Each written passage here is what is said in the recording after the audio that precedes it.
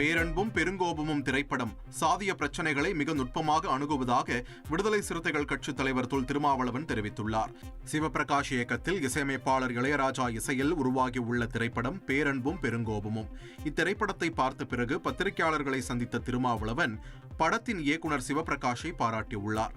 மேலும் நாட்டார் தெய்வங்கள் படுகொலை செய்யப்பட்டு பின்னர் தெய்வங்களான கதைகளை சுட்டிக்காட்டி அதன் அடிப்படையில் பேரன்பும் பெருங்கோபமும் திரைப்படம் அமைந்துள்ளதாக குறிப்பிட்டுள்ளார்.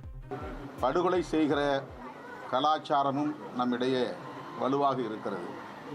அவ்வாறு படுகொலை செய்யப்பட்டவர்களே இங்கு தெய்வங்களாக வணங்கப்படுகிற, வழிபாடு செய்யப்படுகிற ஒரு கலாச்சாரமும் நம்மிடையே வளர்ந்திருக்கிறது.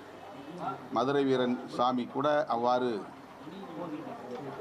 சாதி மறுப்பு திருமணம் செய்து கொண்டு அதன் அடிப்படையிலே படுகொலை செய்யப்பட்ட ஒரு வரலாறாகத்தான் நாம் காண்கிறோம். இயக்குனர் சிவபிரகாசம் அவர்கள் படைத்திருக்கிற பேரன்பும் பெருங்கோபமும் என்கிற இந்த திரைப்படம் புதிய கோணத்தில் ஆணவ கொலையை அணுகுகிறது.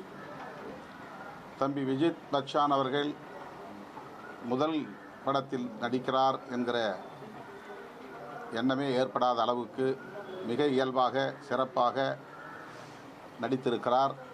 ஆழமான கருத்துக்களை விவாதமாக்கியிருக்கிறார். சாதி ஒழிப்பை முன்னிறுத்துகிறார். இயக்குனர் சிவபிரகாசம் அவர்கள் கையாண்டிருக்கிற உத்தி பலரையும் வியப்பில் ஆழ்த்தக்கூடியதாக இருக்கிறது.